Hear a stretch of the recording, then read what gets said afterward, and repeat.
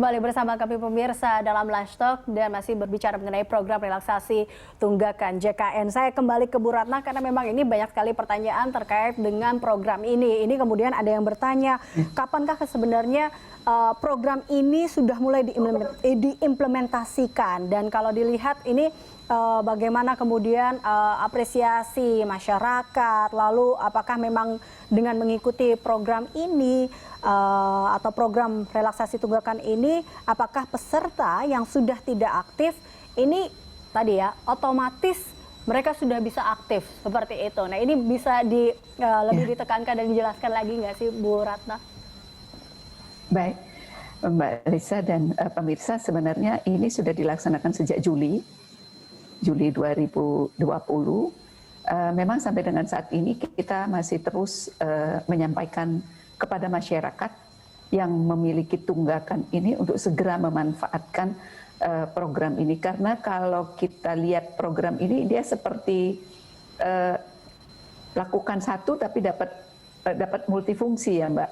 Oh. Jadi dengan memanfaatkan keringanan pembayaran tunggakan atau relaksasi ini, dengan jumlah biaya atau jumlah iuran yang dibayarkan lebih ringan, lebih sedikit, mereka sudah bisa menjadi aktif, dan kemudian cicilannya pun diperpanjang sampai dengan Desember 2021.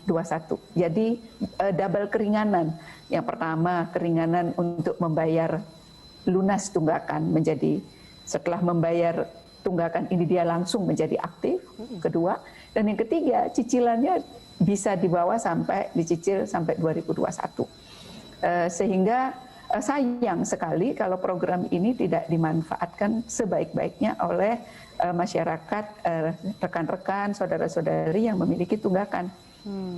Karena peluangnya kalau kita hitung ini tinggal kurang dari 2 bulan ya Mbak Elisa. Jadi sayang sekali kalau tidak dimanfaatkan dengan sebaik-baiknya.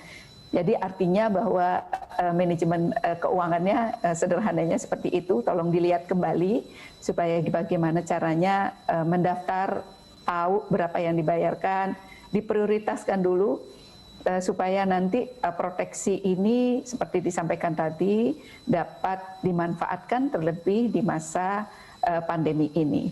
Begitu Mbak Elisa. Jadi dan tentu syaratnya tidak hanya mendaftar Mbak, hanya mendaftar melalui aplikasi tadi, Mobile JKN, kemudian jadi tidak diperlukan administrasi lain kecuali pendaftaran. Karena ini kan menyangkut nanti perhitungan by system berapa yang harus dibayar, kemudian terdaftar supaya nanti sisanya juga bisa dihitung berapa kemampuan untuk pelunasannya. Jadi tidak ada angka yang mutlak untuk pelunasan cicilannya maksudnya Mbak. Supaya nanti disesuaikan dengan kemampuan, begitu. Betul. Jadi sangat rileks, namanya saja relaksasi, sangat rileks sebenarnya untuk program ini bagi peserta. Benar. Oke, baik.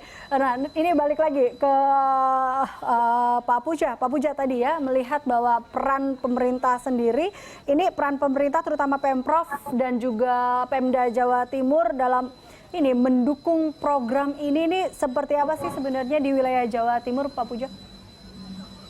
Jadi kalau boleh saya sampaikan, program JKN ini adalah merupakan suatu program dalam mengawal kebutuhan dasar masyarakat gitu ya.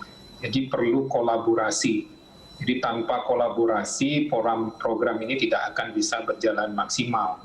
Demikian juga di Provinsi Jawa Timur sendiri, kolaborasi yang sudah kita bangun dan peran dan fungsi pemerintah daerah di dalam memastikan seluruh penduduknya tercover di dalam program ini juga sudah luar biasa. Seperti yang saya sampaikan tadi, hampir seluruh kabupaten kota yang ada sudah mengintegrasikan jaminan kesehatan daerahnya.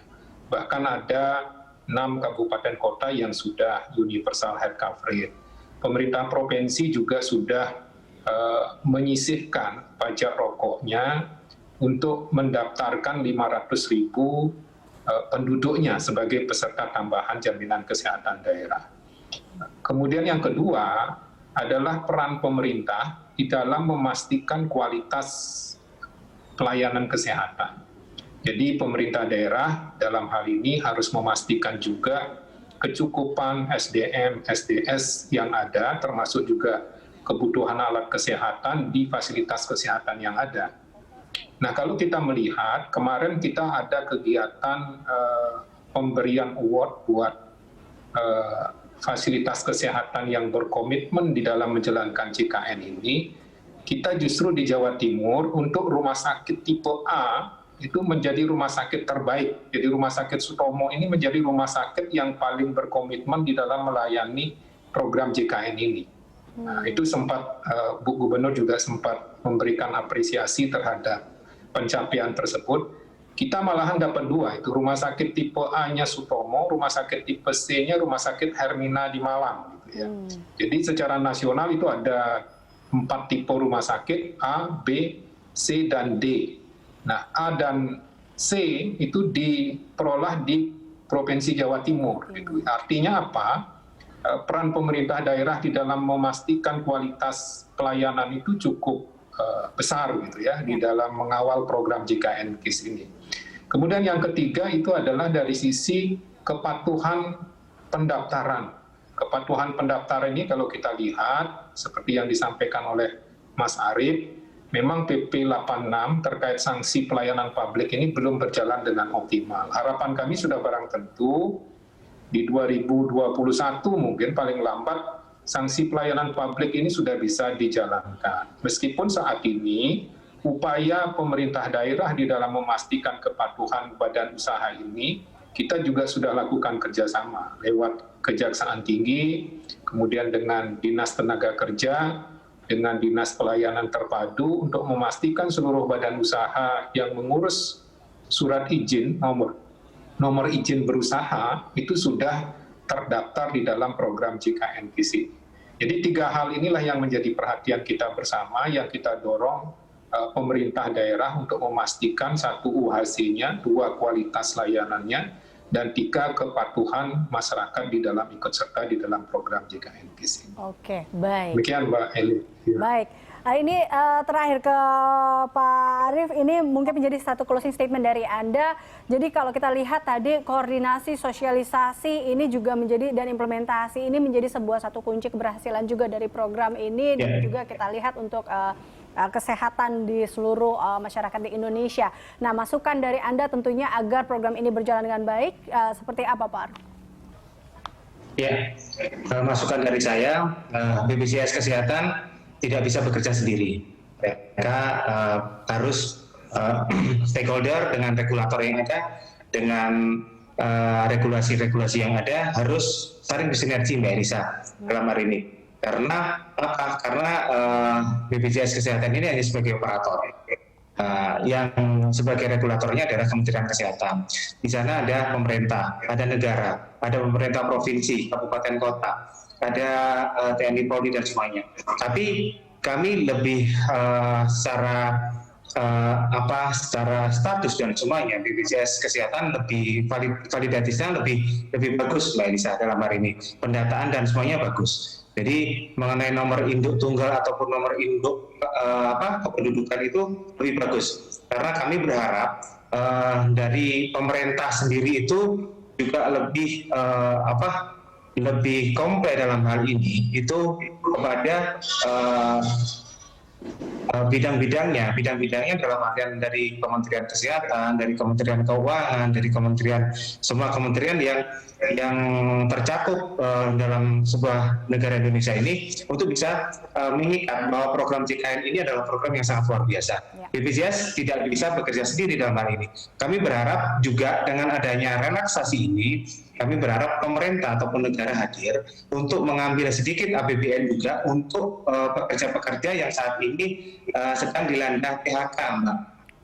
Ya kan kurang lebih 6-7 juta karyawan ini kehilangan pekerjaan, sehingga secara otomatis kepesertaan mereka kan nonaktif. Kami berharap negara hadir dalam hal ini sesuai dengan Undang-Undang SDSN 40/2004 pasal 21 di mana mereka yang ter-PHK harus terlindungi jaminan kesehatan nasionalnya. Tapi dalam hal ini karena di pasal tersebut itu harus mengikat PHK dan semuanya, sedangkan perusahaan saat ini itu ada yang perusahaan yang tidak mampu bayar dan segala macam, itu bisa mendapatkan bantuan relaksasi juga dari pemerintah. Jadi sedikit keuangan APBN ini istilahnya dianggarkan karena saya melihat pemerintah juga hadir di saudara kandungnya BPJS Kesehatan, BPJS Tenaga Kerja untuk pekerja yang di mana mereka terdampak pandemi dengan PSU, bantuan subsidi upah. Kami berharap pemerintah dan negara juga mengambil